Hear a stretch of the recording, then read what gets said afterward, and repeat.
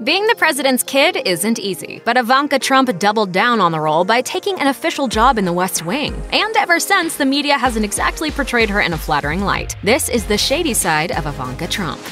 In April 2018, then Attorney General Jeff Sessions announced a zero-tolerance policy on immigration, resulting in migrant children being separated from the adults who accompanied them and then being placed in detention camps. The policy was widely criticized, and by the end of the month, a New York Times report revealed the Department of Health and Human Services had, quote, lost track of nearly 1,500 migrant children whom they placed with sponsors. As the national immigration debate raged on in May 2018, Ivanka faced instant backlash after tweeting a cozy picture of her then 2-year-old son, Theodore. Political scientist and former Democratic strategist Brian Klass blasted Ivanka's tweet as unbelievably tone-deaf, and comedian Patton Oswalt indicated the first daughter's apparent hypocrisy, tweeting, "Isn't it just the best to snuggle your little one knowing exactly where they are, safe in your arms? It's the best. The best. Right, Ivanka? Right?"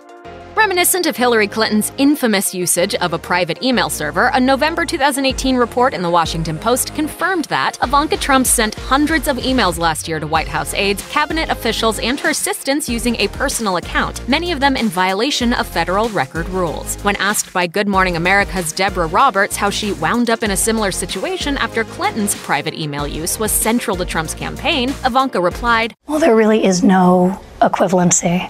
All of my emails that relate to any form of government work are all part of the public record." She continued in her own defense, saying, "In my case, all of my emails are on the White House server. There's no intent to circumvent."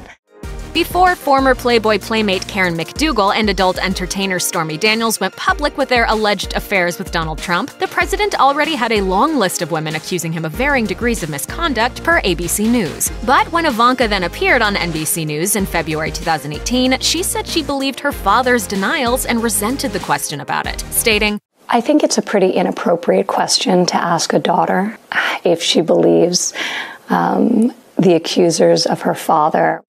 Her former friend, Chelsea Clinton, appeared on The View to push back on Ivanka's insistence that the line of questioning was inappropriate, saying, "I think that anyone who works for the White House should be expected to answer any question about the White House." On Inauguration Day, President Donald Trump declared, quote, "We will follow 2 simple rules, buy American and hire American." This is the moment, and Donald Trump is the person to make America great again.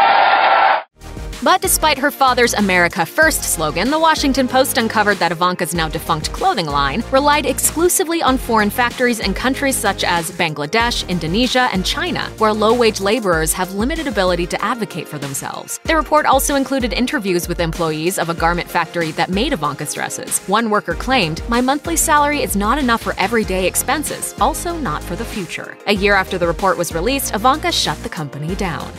Ivanka's official Twitter bio previously said she was a, quote, "passionate advocate for the education and empowerment of women and girls." Before Bustle reported, Ivanka changed it in January 2017. She even wrote a book entitled Women Who Work: Rewriting the Rules for Success. My mission and quest is to be a small part of changing the narrative around what it looks like to be a woman who works.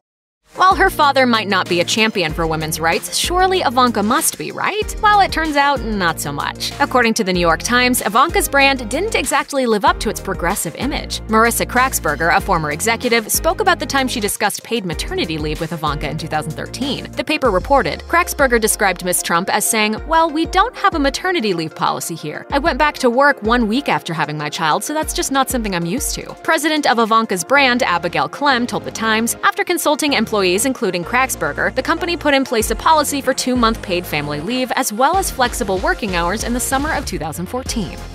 In July 2018, the New York Attorney General's office filed a lawsuit against the Donald J. Trump Foundation, Donald Trump, and his 3 eldest children. According to former New York Attorney General Barbara Underwood, the foundation was little more than a checkbook for payments from Mr. Trump or his businesses to nonprofits regardless of their purpose or legality. Trump tweeted that he wouldn't settle the case, but on December 18, 2018, The Times reported, the foundation has agreed to dissolve and give away all its remaining assets as part of an ongoing investigation and lawsuit by the New York Attorney Attorney General. On top of being named in the lawsuits, Ivanka stepped up the scandalous drama when she failed to disclose her role as director of the disgraced foundation on the financial disclosure forms that all White House administration officials are required to complete, according to Newsweek. Progressive fundraiser Harold Kirstein told the outlet, Ivanka Trump and her father think they're above the law. They have been caught lying and attempting to sell out the public for their own personal gain.